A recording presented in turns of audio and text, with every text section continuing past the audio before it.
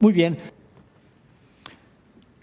Semiología de la vida cotidiana, el mapa genealógico cultural. Quiero hacer una referencia para que no sientan que esto es producto de una generación espontánea. Esto es muy importante.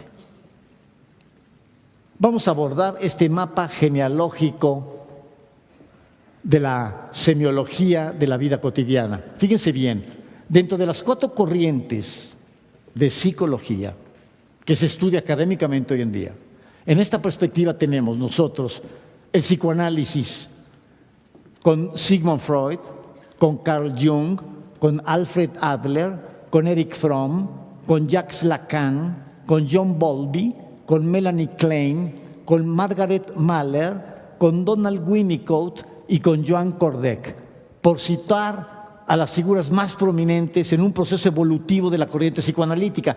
La corriente psicoanalítica fundada por Freud, que aborda el estudio del inconsciente, lo que se llama la dimensión de la psicología profunda, y de pronto descubrir la formulación del inconsciente para trabajar en los niveles del inconsciente, hacer que emerjan hacia el consciente para poder procesarlos.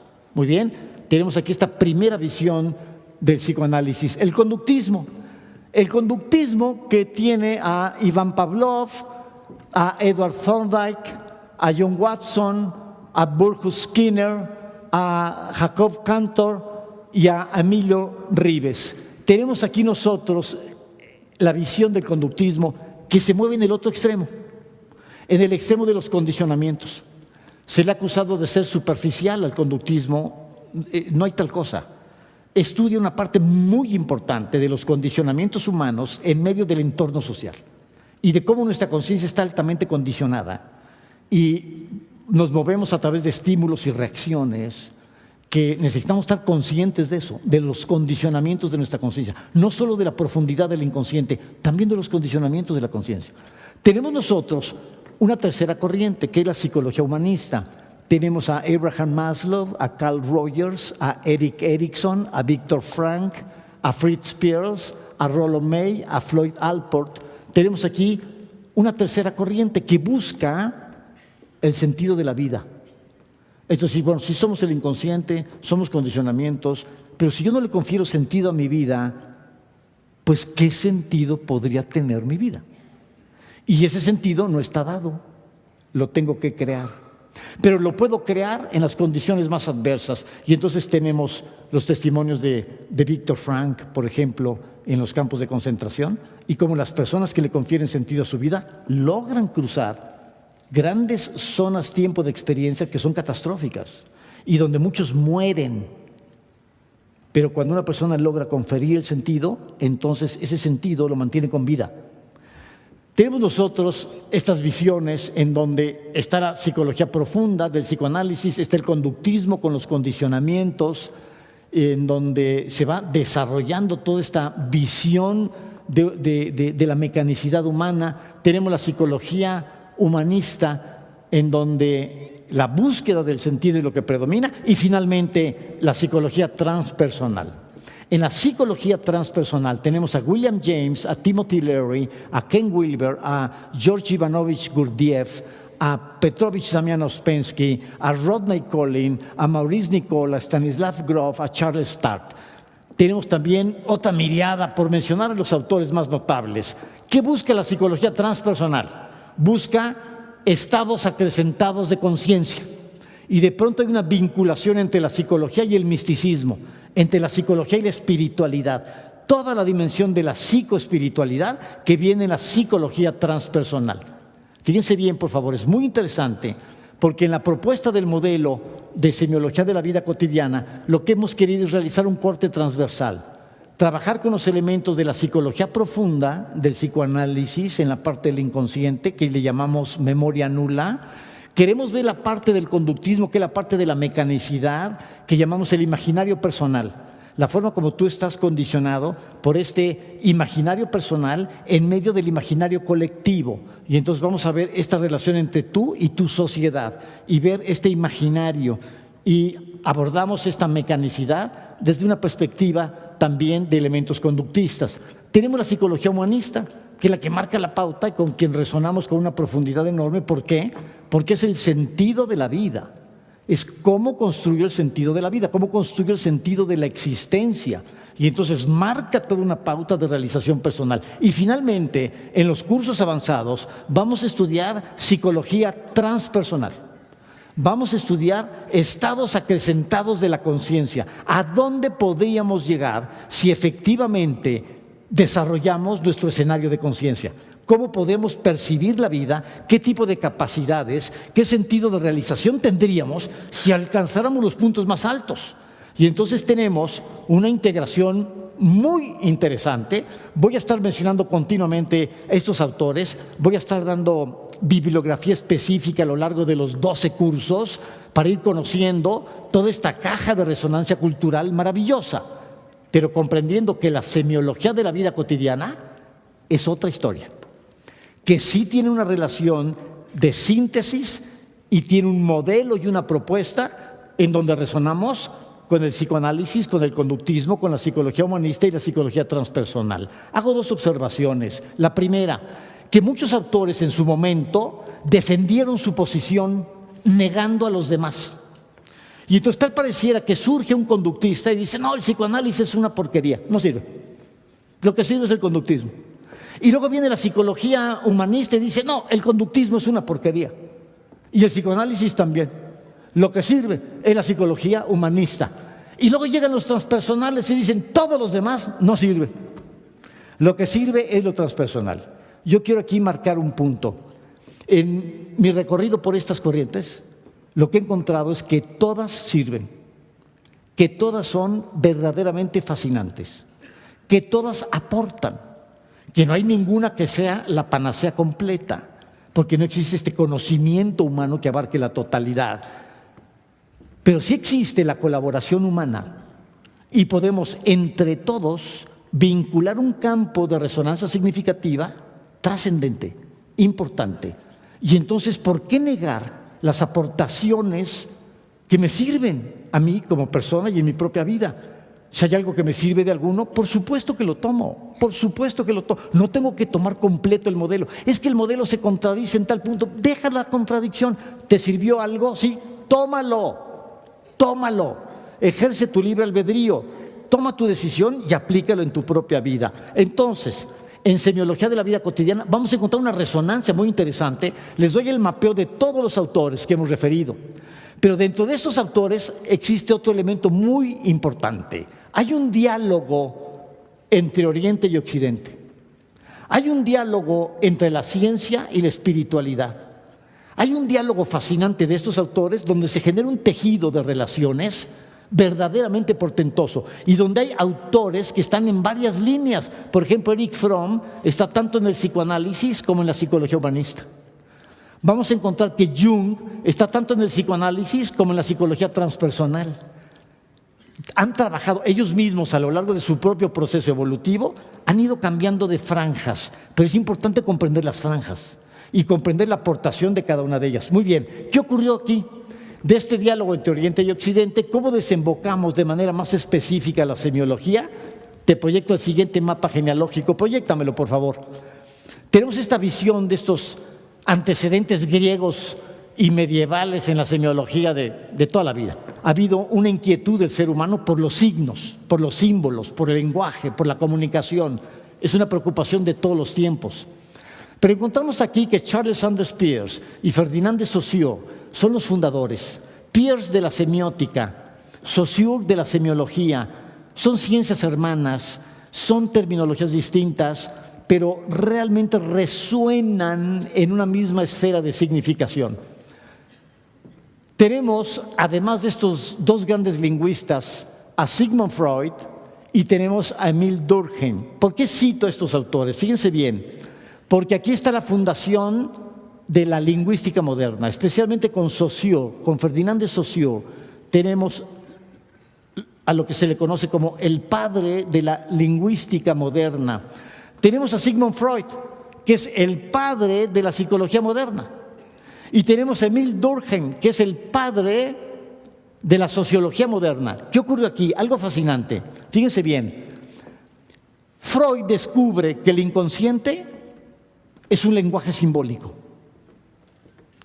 Durkheim descubre que la sociedad, el hecho social, es un lenguaje simbólico.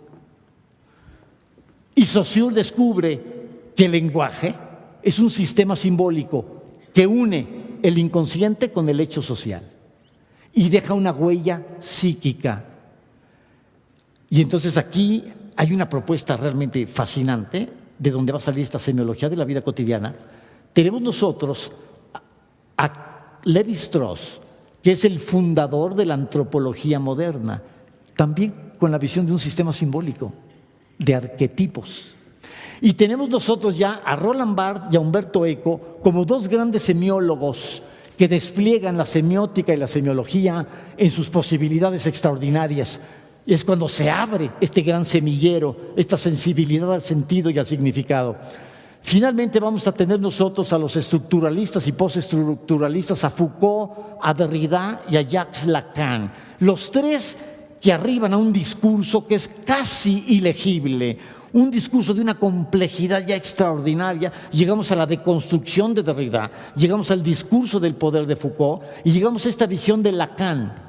Jacques Lacan, que hace una relectura freudiana del psicoanálisis, pero desde la perspectiva de Saussure, pero invirtiendo las nociones de significante y significado.